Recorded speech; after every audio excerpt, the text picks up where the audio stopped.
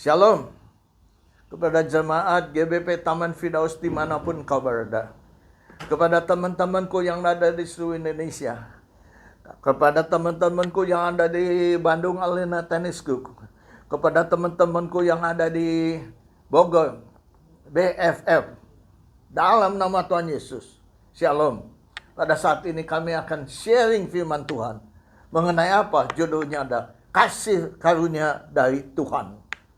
Bagaimana kasih karunia? Supaya kita mendapatkan kasih karunia.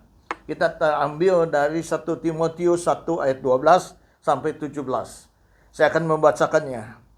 Aku bersyukur kepada Dia yang menguatkan aku, yaitu Kristus Yesus, Tuhan kita. Karena yang menganggap aku setia dan mempercayakan pelayanan ini kepadaku. 13. Aku yang tadinya seorang penghujat dan seorang penganiaya dan seorang yang ganas, tetapi aku telah dikasihinya. Karena semuanya itu telah kulakukan tanpa pengetahuan, yaitu di luar iman. 14. Malah kasih karunia Tuhan kita itu telah dikaruniakan dengan limpahnya kepadaku, dengan iman dan kasih dalam Kristus Yesus. 15. Perkataan ini benar dan patut diterima sepenuhnya. Kristus Yesus datang ke dunia untuk menyelamatkan orang berdosa. Dan di antara mereka akulah yang paling berdosa. 16. Tetapi justru karena itu aku dikasihi, agar dalam diriku ini sebagai orang yang paling berdosa, Yesus Kristus menunjukkan seluruh kesabarannya.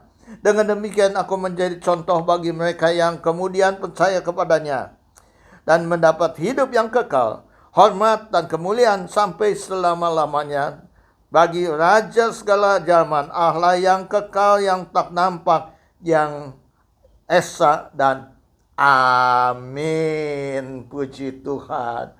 Inilah judulnya, malahan dikatakan ucapan syukur atas kasih karunia. Siapa yang mengucapkan syukur ini? Paulus mengucapkan syukur ini. Kenapa dia mengucapkan syukur? Di ayat 12 mengatakan dia terima kasih kepada Tuhan yang luar biasa yang telah menguatkan dia dalam kehidupannya. Dengan kesetiaan dia, Tuhan memilih dia sebagai pelayan Tuhan. Wah, dia syukur sekali. Dia berterima kasih kepada Tuhan karena dia setia. Setia itu orang yang jujur, orang yang baik, orang yang benar, yang mengabdi kepada satu Tuhan dengan teguhnya. Itu namanya setia, saudara. Apakah kita setia kepada Tuhan? Apakah kita berdoa kepada Tuhan? Apakah kita setia membaca firman Tuhan? Apa kita setia untuk melakukan firman Tuhan di dalam kehidupan kita? Tanda tanya besar. Saulus dipilih karena dia setia kepada Tuhan. Itu yang luar biasa. Kalau kita baca ayat berikutnya, ayat 13 mengatakan, aku ini dari dulu adalah penghujat. Penghujat itu melawan, berontak. Bukan kepada manusia berontaknya, tapi berontaknya kepada Allah, saudara. Berontak melawan kepada Allah, penghujat, penganiaya. Pengikut-pengikut Yesus dianiaya, saudara. Itu yang kurang ajarnya saya. Yang begitu dan ganas. Ganas apa? Membunuh, saudara. Pikir saudara pernah membunuh orang? Belum. Maka saudara masih di bawah kejahatannya, dia masih di bawah Saulus. Maka itu bertobatlah. Saulus mendapatkan kasih karunia dari Tuhan. Kenapa saudara pun tidak? Inilah waktunya untuk bertobat, untuk sungguh-sungguh melayani Tuhan. Percaya, berubah 180 derajat. Yang tadinya pikiran dunia. Sekarang rohani. Karena apa? Karena hidup kita ini sementara. Hanya 100 tahun, 150 tahun. Saya belum dengar bahwa orang hidup sampai 200 tahun. Tetapi untuk hidup di sana, untuk selama-lamanya. Jadi harus kita coba mengikuti apa yang diperintahkan Tuhan mengenai kasih karunia ini kepada Paulus, saudara. Kalau kita baca di Kisah Rasul 8 ayat 3 mengatakan bahwa Saulus berusaha untuk apa? Untuk membunuh jemaat itu. Membunuh jemaat itu. Dia masuk rumah, keluar rumah. Untuk apa? Untuk menangkap laki-laki, perempuan, semua untuk ditangkapnya. Untuk dimasukin kemana? Diserahkan kepada mereka, masukin penjara. Itu kerjanya Paulus. Saya teringat waktu kecil, saudara. Waktu itu bapak saya bilang, jangan ribut ya. Ternyata kakak saya berteriak. Bapak saya bangun, saudara. Bangun, dia cari saya. Saya lari ke rumah tetangga. Saudara, papa saya masuk ke rumah tetangga. Saya masuk kolong ranjang. Dia juga ikut juga ngambil saya. Waktu itu umur saya mungkin 8-10 tahun. Dia ambil, dia angkat, dipukul pakai ikat pinggang. Duak. Sampai saya sekarang masih ingat baik-baik. Kejahatan kita, kekejaman kita, kekerasan kita, memang kita bisa mengampuni, tapi tidak bisa dilupakan. Bayangkan aja berapa tahun. Kalau umur saya 10 tahun aja, sekarang 80 tahun atau 8 tahun waktu itu. Sudah 80 tahun masih bisa ingat, saudara. Saya tidak sakit hati karena memang saya salah. Tetapi saya masih ingat. Maka itu janganlah berbuat kejam kepada orang lain. Sehingga dia mengingat terus, nggak bisa melupakan kekejaman kita, kegarangan kita, kekerasan kita, ketidakpedulian kita, ketidakperhatian kita. Oh, itu pasti diingatnya, saudara. Itulah yang diingat oleh saya, saudara. Paulus begitu kejamnya, saudara. Begitu juga Tuhan.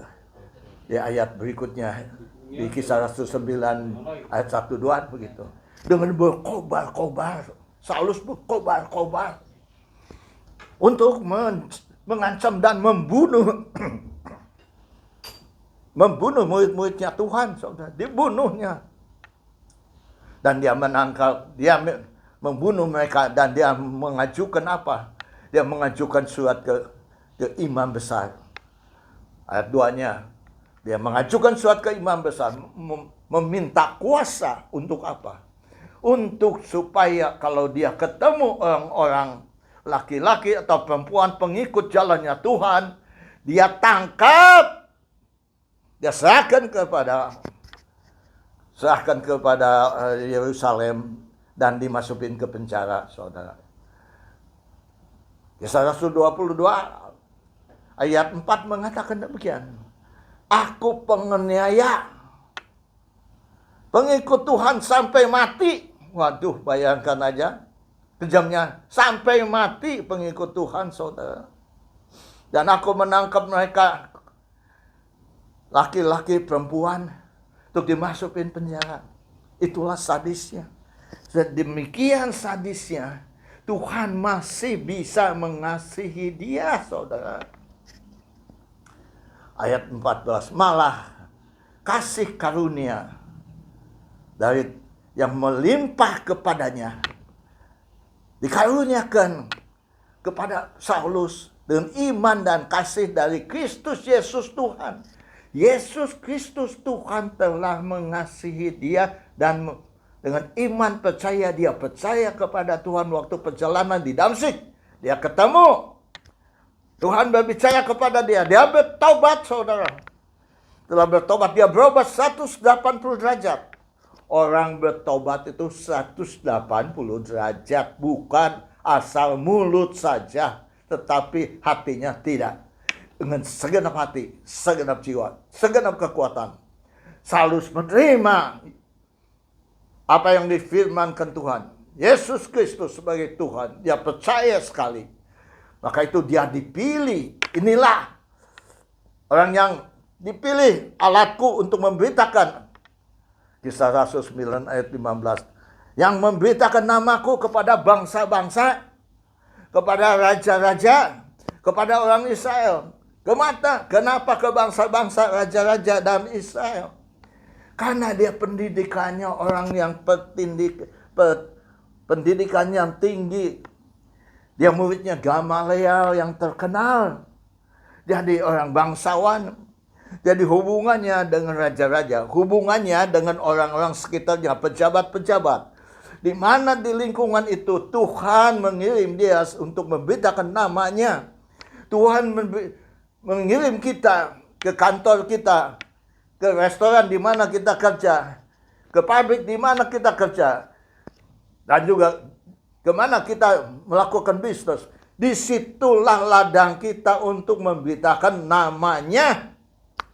Untuk setiap orang mengakui dia sebagai juru selamat satu-satunya di dalam kehidupan setiap orang. Sehingga sungguh-sungguh setiap orang percaya. Siapa yang percaya tidak binasa, melainkan beroleh hidup yang kekal. Akan diperoleh kepada orang-orang yang bisa percaya, saudara. Itu yang luar biasa, saudara. Dengan iman dan kasih dikaruniakan kepadanya. Kasih karunia itu apa? Orang yang tidak layak dilayakkan, saudara. Misalnya orang mencuri ayam, dihukum 3 bulan. Orang yang membunuh dihukum seumur hidup, saudara. Tetapi karena kasih karunia, yang mencuri ayam dibebaskan, yang membunuh dibebaskan. Yang mana kasih karunia yang lebih besar? Roma 5 ayat 20 mengatakan, hukum Taurat tambah banyak, pelanggaran tambah banyak, dosa tambah banyak, dan kasih karunia berlimpah-limpah.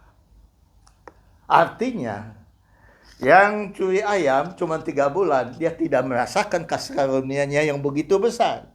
Tetapi Saulus sebagai pembunuh, dia merasakan begitu berlimpahnya kasih karunia Tuhan. Karena dia banyak dosanya, hukumannya berat, dan dia bisa diampuni.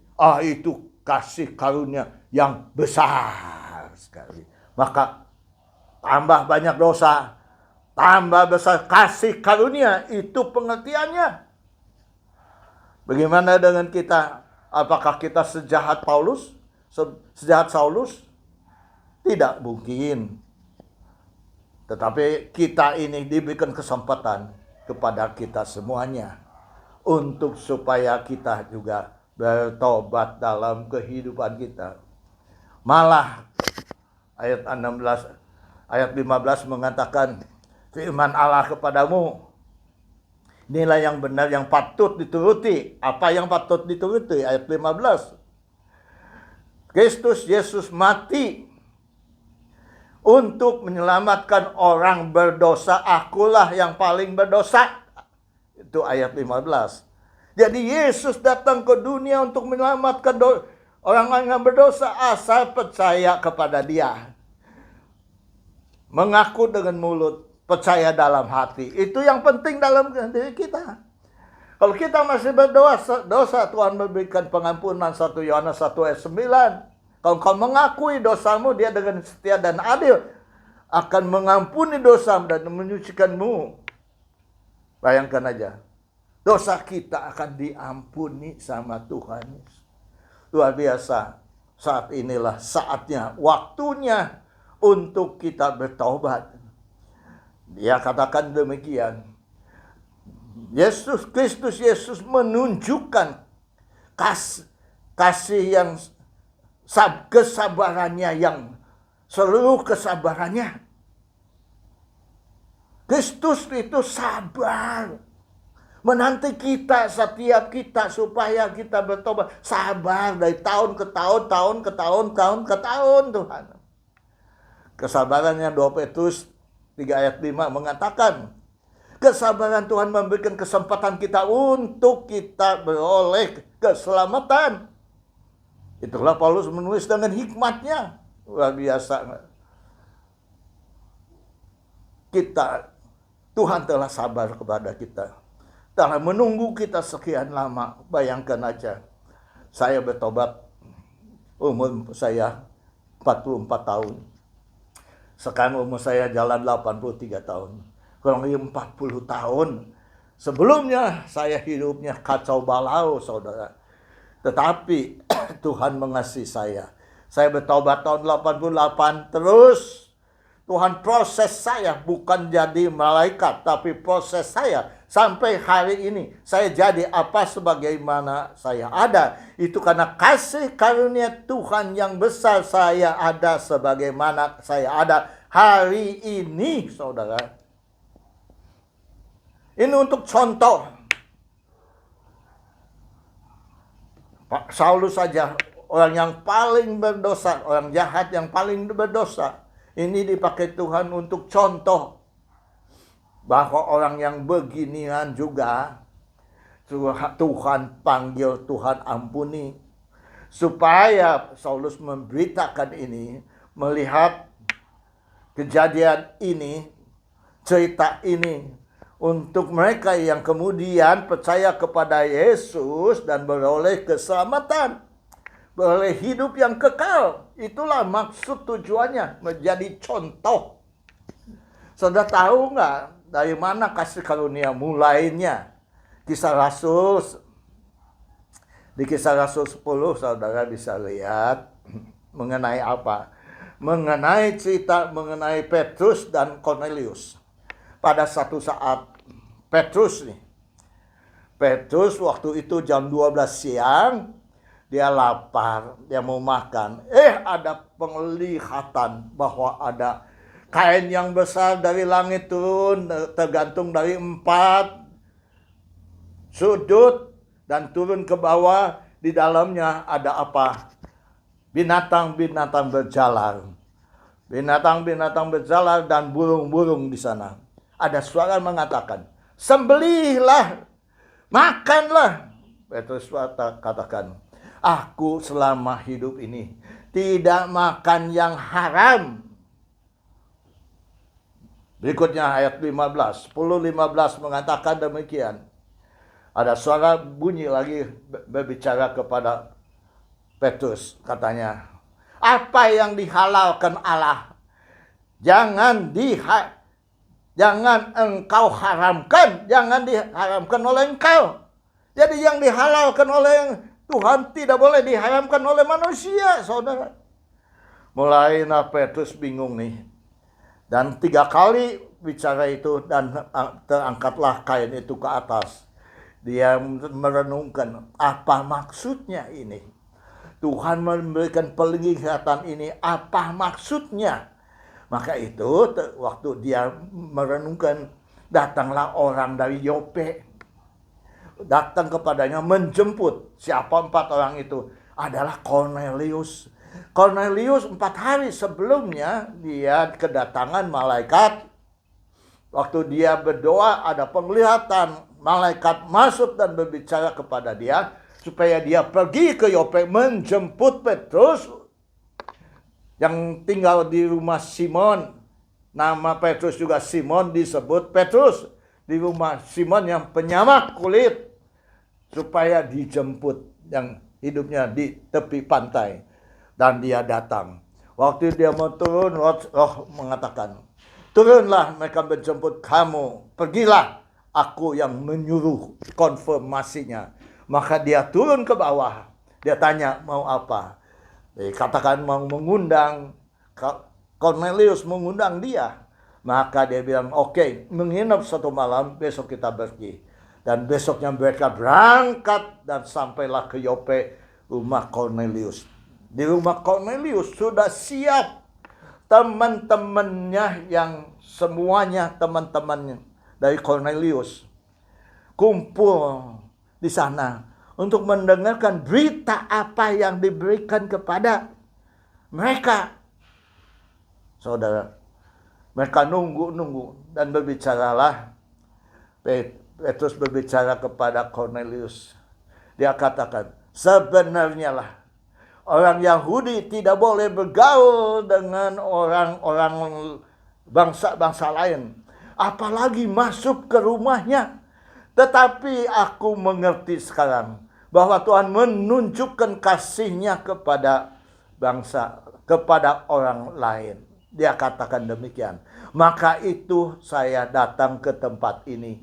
Bayangkan aja. Dia datang ke tempat ini. Terus diperintahkan, apa kira-kira perintah yang Tuhan berikan kepada kita? Dia katakan perintah Tuhan. Di ayat 34 mengatakan, perintah Tuhan bahwa Tuhan mengasihi orang-orang selain orang Israel, mengasihi orang-orang lain juga.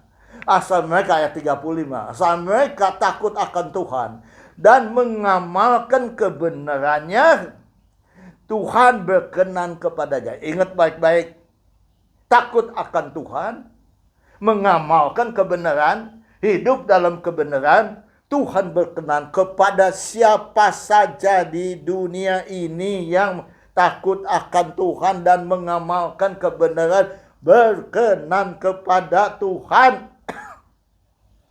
Luar biasa enggak? Luar biasa, saudara. Ayat 17, kemuliaan bagi Allah. Kemuliaan Allah kepada Raja di atas segala raja. Kemuliaan di Wahyu 15 ayat 3 mengatakan demikian. Nyanyian yang dinyanyikan oleh Musa dan juga anak domba. Besar ajaib pekerjaanmu, adil dan benar jalanmu, Raja segala raja. Luar biasa nggak? Raja segala raja, saudara. Maka itu, saudara, kita ini mendapatkan kasih karunia karena Tuhan Allah sendiri memilih bangsa-bangsa lain. Tidak boleh katakan najis atau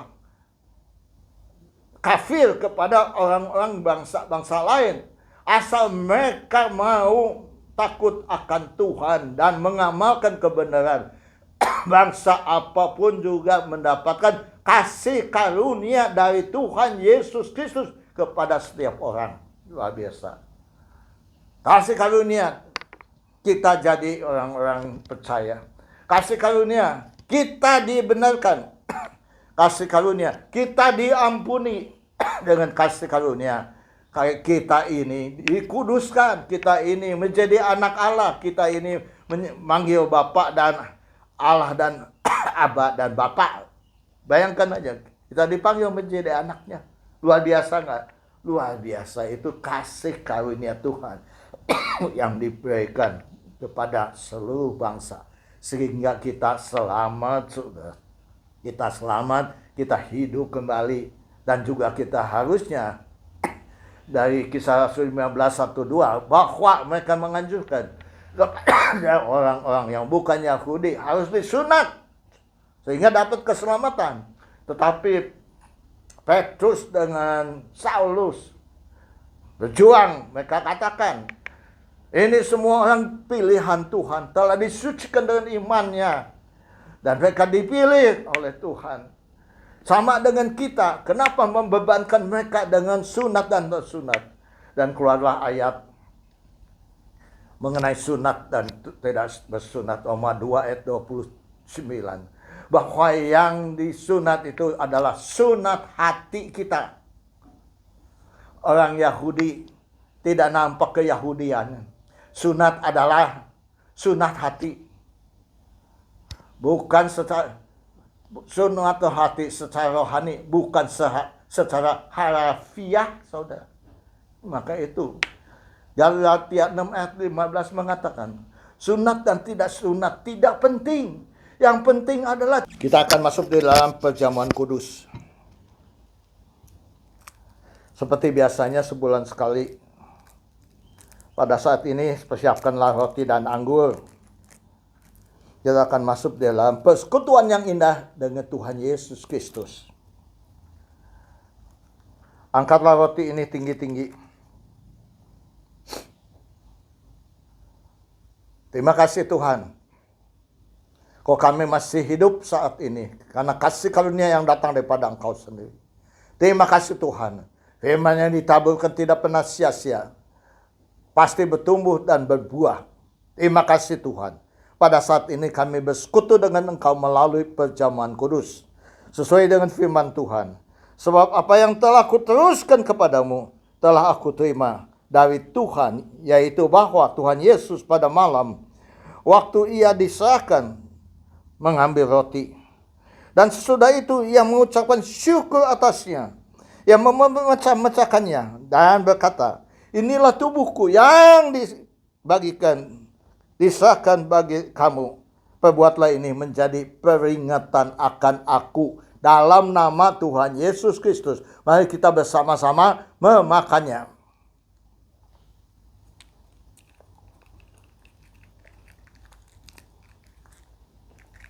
Persiapkan anggur.